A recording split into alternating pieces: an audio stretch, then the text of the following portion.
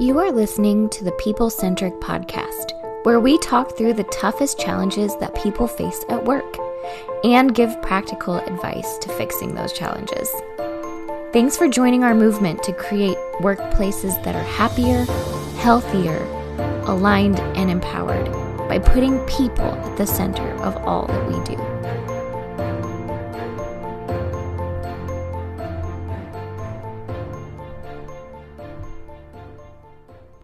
Hello, people-centric listeners. I am Philip Herzog, and I am so excited you're with us today because we're talking about generations. And as your only resident Gen Z at People Centric Consulting, I am very excited to be the one hosting this conversation with two incredible team members and folks who are, I won't say their age, but they are not Gen Z, surprisingly, though. Thanks to their skincare routines and how healthy they are, you maybe would know it. You would know it. But we have joining us the one and only Stephanie Anderson. I'm so glad that you are leading us and you just gave that introduction because it was pure gold. Pure gold. As is my whole generation. Gen Z is pure gold. Platinum. Not gold, more like Dogecoin or whatever. But I will just say I am a boomer Gen Z because really I'm an old soul. So you are a boomer at heart, and I mean that as a compliment. Oh, thank you. I love my multi-generational perspective. And we also have with us, again, just another incredible human, Diana Royalty. How are you today? I'm good. I actually am very thankful that you did mention my glowing skin, because I work really hard at it. So thank you. You're welcome. And because I was so nice to you, I would love, let's start it off. If you were going to describe Gen Z, just a few adjectives, short descriptors, what comes to mind when you guys hear or think of Gen Z, especially in the workforce? The first word that comes to my mind is disruptors. That's what I was going to say, Diana. Yes, we're so aligned. So aligned. But I also think that's a good word because I don't mean it negatively, right? Yeah. Like disruption is not always negative, but I think it is happening and it feels negative at first. I agree with that. Yeah, I mean it as a compliment too. I think Gen Z is shaking things up in the workplace, and I think they're shaking loose some things that probably need to get moved and changed, and to your point, as a result, it is making some people uncomfortable. So yeah, I would say disruptors, and I would also maybe add like searchers or seekers to what's happening to Gen Z as well, because I also feel like Gen Z is trying to find their place in the systems and structures and things that have already been created, and really figure out in a different way than generations before them have done, like, what does work mean to me? Like, I will say when I entered the workforce, that was never a question that crossed my mind. It was like, you graduate high school, you go to college, you get a job that pays you, and you have good benefits and retirement and a 401k.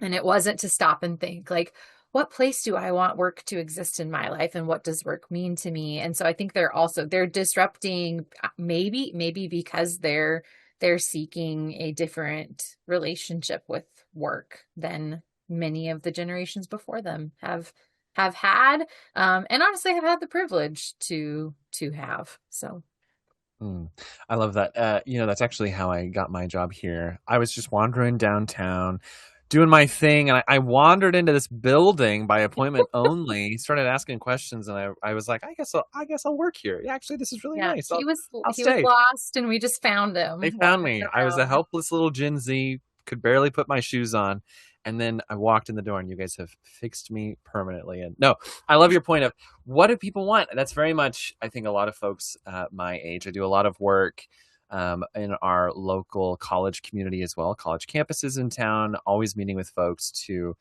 ask them, like, what do you want in your life? What do you want in your career? And both from like the chamber and young professionals groups I'm a part of, things we do on campus where we volunteer.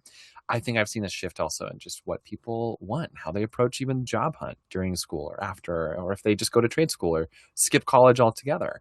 And so I love that we're talking about this, because while there's a generational aspect of this, I also think the workforce as a whole, if you zoom out beyond Gen Z or Gen Alpha just starting to enter the workforce, there's just a shift in professionalism as a whole, or how we operate, or a disruption in how business is done and what's to be expected. So maybe kind of zooming back big picture, I'm curious. There's a few things we have noticed in the workplace that have changed. We have had many leaders and executives who used to maybe wear ties and blazers to now it's like blazer is maybe a thing or not, but mostly a dress shirt, sometimes t-shirts. There's ear pods and headphones, all kinds of things working in the place where most workplaces now you don't blink at that anymore. Dogs are showing up more often. Thank God, no cats yet. But there's lots of things happening, or more friend relationships at work. We know each other online. There's access. So I'm curious, zooming way back to disruption and what professionalism, how it's adjusted in the workplace, in part because of Gen Z, but maybe for other factors. What do you all see? What have we seen in terms of the last few years since COVID? How has professionalism shifted? Yeah. Well, I also want to back up a little bit and just say, like, so many things have changed in the last, I don't know, 5-7 years, and just shifted very quickly, right? The whole COVID shifted to remote work. Teams has exploded. Microsoft Teams has exploded. There's like, I don't know, integrated systems for communication now. I just feel like things went crazy really quickly. And now there's like the AI disruption. And so, I just think so many things shifted so quickly. And I don't know if we've stopped to be like, whoa, that happened fast. I think we all are just like adapting on the fly.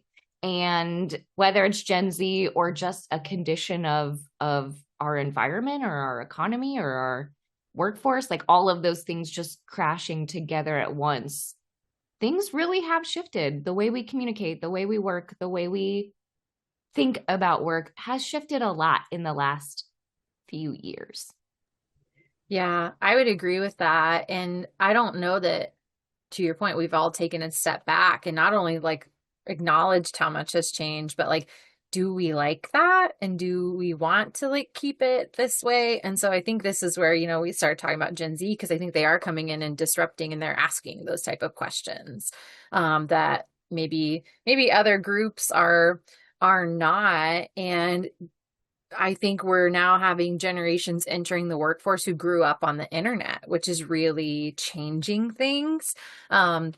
And this is something we were talking about in preparation for this podcast of like, you look at, a lot of millennials, depending on, your age and your resources, kind of started growing up with the internet, right? But Gen Z is the first generation that's coming into the workforce that like had the internet the entire time and had social media basically their entire lives. And so I was reading an article about this recently of just how Gen Z is showing up as a result of this. And it said this line, like, they have a voice and expect to use it in the workplace because they're more accustomed to getting online and sharing their thoughts and just what they think and being a little less filtered than the rest of us maybe grew up being, and just having that access to anyone that they would want to talk to and send messages to anyone. And so I think that's another piece of just like the shift in professionalism isn't just, oh, we have these tools now. It's changing the way that we speak to each other significantly. And I think like how and what we would say at work. You think back even like 15 years ago, if you wanted to have a meeting with your boss, you either had to go and formally request it with their assistant or secretary, or you had to send like a formal email saying, I would like this meeting with you and here's why and XYZ. And now you can just like pop into somebody's Teams and be like, hey, Diana, you got a minute? Or you could just like straight out Teams call somebody and not even give advance notice. Like it's wild how much things have changed with technology and professionalism. Yeah. to your point of this being a generation that's just kind of always had the internet, they've also always had instant gratification. And I don't mean that in a bad way. I mean it as like, I can buy something and Amazon ships to my door same day. Back in my day, it was like, if you want something, you have to go to a store. I'm dating myself. You had to go to a store and get it. And then if you needed like to watch a movie, there was no streaming. You had to like go to a video store, walk around the store, find the movie, check out, take it home, watch it, rewind it, and return it. It was a whole process, like a whole thing. So I think they're just like very used to everything being kind of quick and moving very quickly and very easily and very smoothly, because they've just been raised in this environment where like things happen instantly. They just happen. And so I think that coupled with the access is like, oh, well, you said we were going to make this change. Let's just do it. Like, why aren't we doing it? Or I really want this thing. I think I should have this thing. I want this tool. I want this resource. I want this education. I want this raise. I want this promotion. We should just do it. Like, just give it to me now. Yeah. And so I think it's just changed. It's just different. It is. And I think that like that mindset of that instant gratification and like, we should just do it now. And why don't we do it now? I think we see all the time.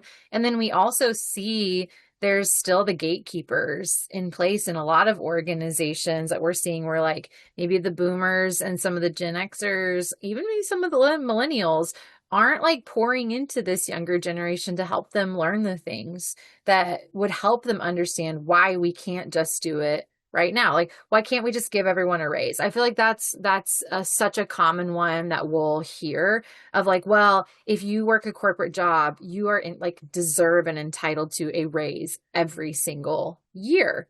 And I think, there is that kind of culture of that, of like, if I work hard and I put in the effort, I deserve this. But then we're not also educating people about your company and about what your like business model is, how much profit you really make. And so what they hear is you go like rah rah in your quarterly meetings or a town hall meeting and saying it's a great year, we're going to have our best year ever, we've sold more than we've ever sold. But then you're not educating them to understand maybe what the expenses of your business are and to understand what profitability actually looks like, or even what the ownership structure is, right? To understand what the company is focused on, what you're prioritizing with your spend and your dollars, to know like, okay, yeah, no, we maybe we can't just automatically give everyone a raise every single year. Here's the things that flow into it. So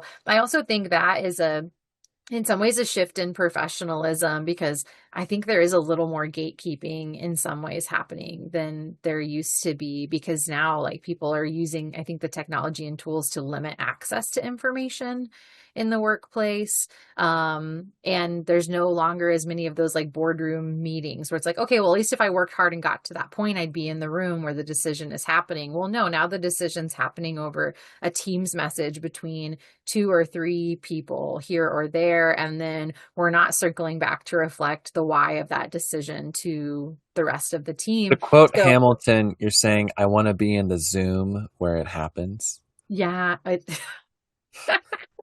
Philip. You're welcome. That is not a Gen Z that was statement. Amazing. That was amazing. That was so good. That was so good. Yeah, they want to be in the Zoom where it happens. And so, gosh, am I going to be able to get back on track after that? This is where you can't throw a joke in the middle of an ADHD person's monologue. Sorry. I know you're a millennial. You're special, but you're not always as quick with it as my gosh. Right? Yeah. Sorry I interrupted you. So funny. But I think that also communication has changed, right? It used to be, I go to an office, I hang out with these people, I communicate with them, and the top sometimes comes in and says like, the top down sometimes comes to the employees and are like, hey, this is what's happening. And sometimes they'd call a meeting and all of the employees would go and everyone would listen, right? Communication doesn't happen that way anymore. Most of it is happening in a Zoom or in a chat or whatever.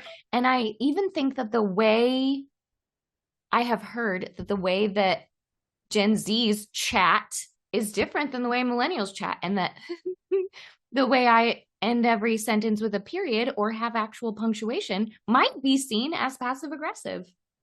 So there's like new rules to even typing communication, and I think it's just sort of changed that, right?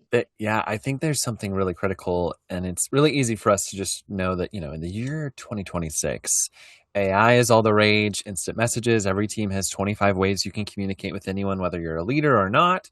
And if you don't have their contact information, it's really easy with the internet to get their information. I'm working on a project here in town even, and there was a list of a few leaders we didn't necessarily have up to date. And it takes me 3 seconds to go find all those names. I shoot them an email and they get back real quick.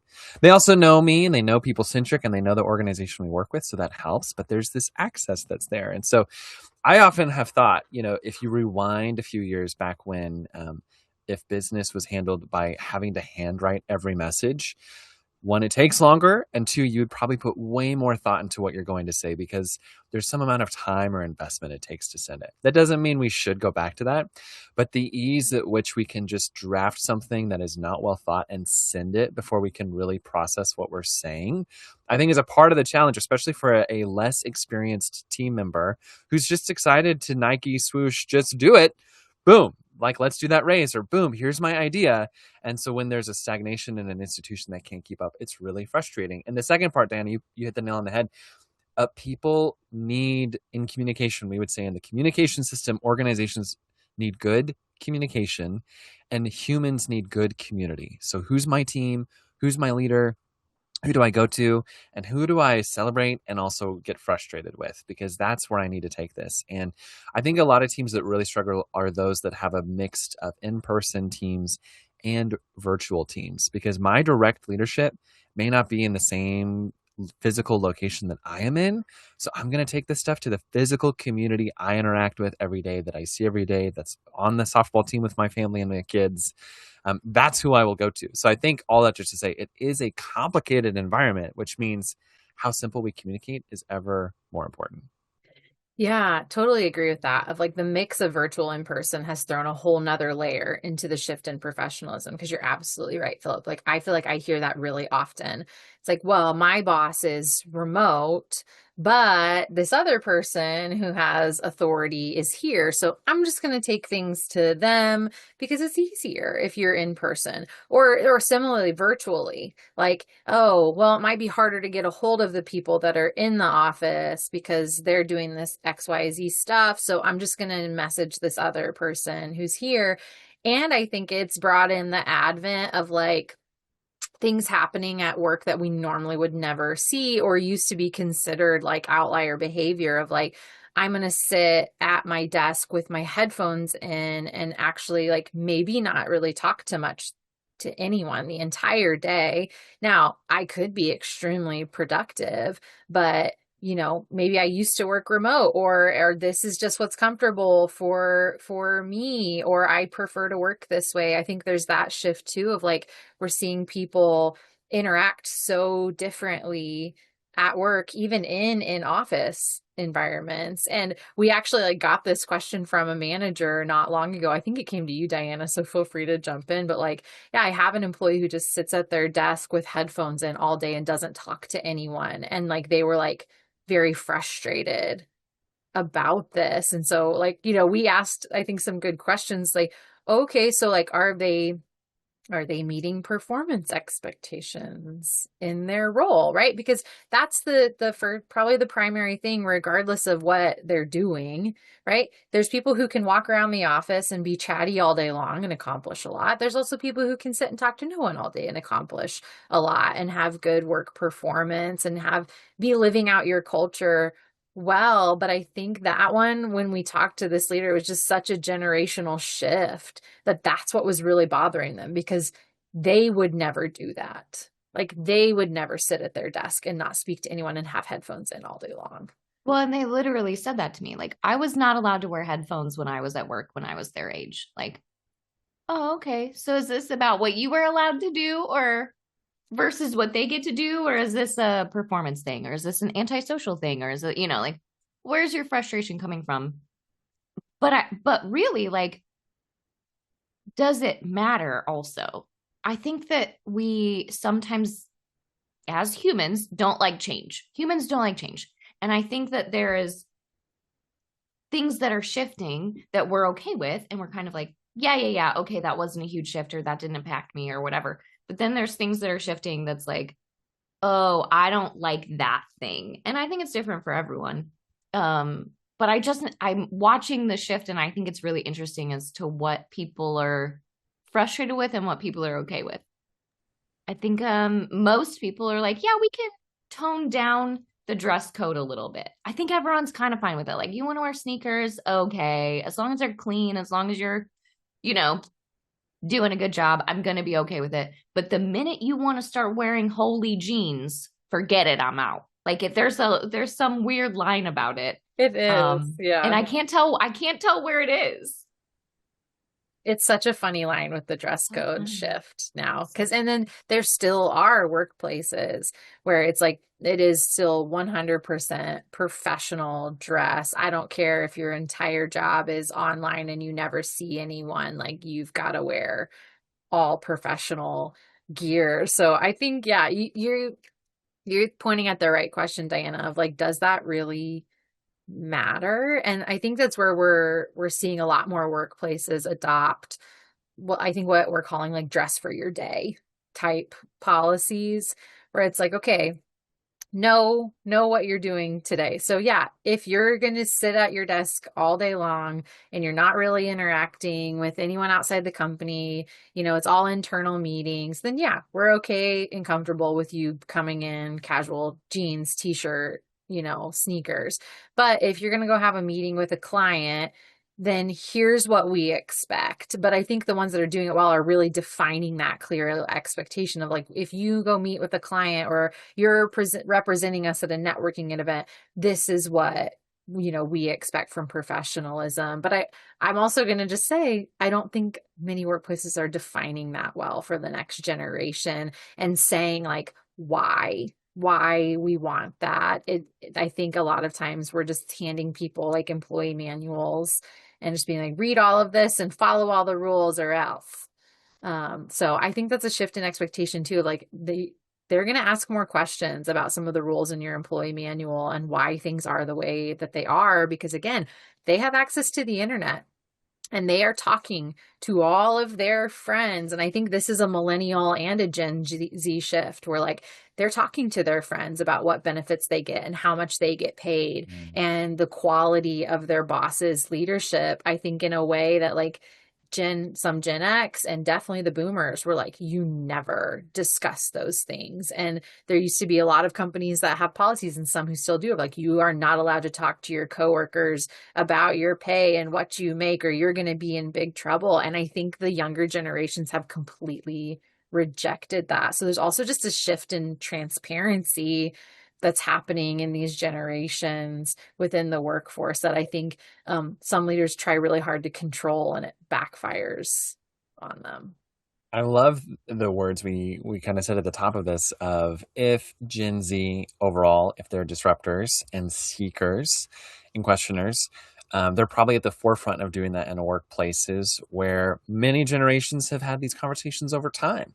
And I always love in these conversations to step back and just kind of look. Time magazine has had headlines over the years about different generations. And I always like to think that the people writing these headlines were probably from the previous generation, because they're publishers and editors at a magazine talking about this next generation coming. So real quick in order, 1966, Time dubbed the generation then, so those were the boomers, they called them the inheritors. Those like snotty-nosed kids under 25 who inherited so much from the silent and greatest generations who really built this country, right? If you look at 1997, this is Gen X. The Times Magazine headline was Great Expectations of So-Called Slackers. 1997, when a lot of, millennials were just entering the workforce. 2013, Time Magazine calls millennials verbatim on a headline, the me generation. And then what I love in 2018, Time says, move over millennials, Gen Z will change the world. And what I think is funny about all of these things, it's important to look at headlines. I think they tell you something of what people feel is true. But I think what we see is everyone wants to know what their clear expectations are. Everyone, any generation, wants to have a really good output at work and be a part of a team that they believe in. Everyone I've talked to, even if they're 85 and still working, they're actually really happy. You don't have to wear a tie in the office anymore. No one is really that sad about missing that. And maybe just a short example, our airport here in Springfield has had some leadership changes, and they have a really big strategy for the next couple of years. The person who's the social media manager for Springfield Airport is a friend, and we were talking about the fact that their new director, Dave Schomburg, put out a video out recently. It's a minute and 10 seconds where he basically lays out the next 3-year strategy for the airport. And it's him walking on the airport where they're going to be building future gates and building a new terminal. It takes investment. It takes our whole community. And it impacts anyone who will go through the airport and the people that work there. And I was talking to my friend Ren, and I said, it's brilliant what you've done, because not everyone in the world needs to know the exact strategy internally of what the airport's going to do. But you've done something powerful, which is condense your strategy into the message from your leader can be shared in a minute and 15 seconds. And it is beautifully put together. If that's what more organizations did with how complicated the world is, like, make your strategy so simple, you can share it on a minute and 15 seconds, where not everything is answered, but you paint the vision and direction. I think that's what people are most hungry for. Leaders who can paint a vision and help lead their people to it. Yeah, I agree with that. Because when you were reading those headlines, Philip, like the theme that stood out to me from all of those was like people who are hopeful, people who are dreaming. And so it's like every generation has that, because all human beings have that. And I think the challenge is like what this next generation's dream is might be different than what yours was, or the generation before you or before you. But I agree with you completely. It's then, okay, how do we, we would use the word aligned. How do we then get these people who all are dreamers, who all are hopeful, who all honestly want a job that they can enjoy and find purpose in their lives? I think everyone wants that. And so how do you bring that into alignment, and maybe, just maybe, let some of this small stuff go, because maybe it's less important if they're wearing a t-shirt at work than if we're all aligned toward the same mission and we're all going to accomplish the same dream. And what if we change the world together instead of fighting each other over who gets to change the world?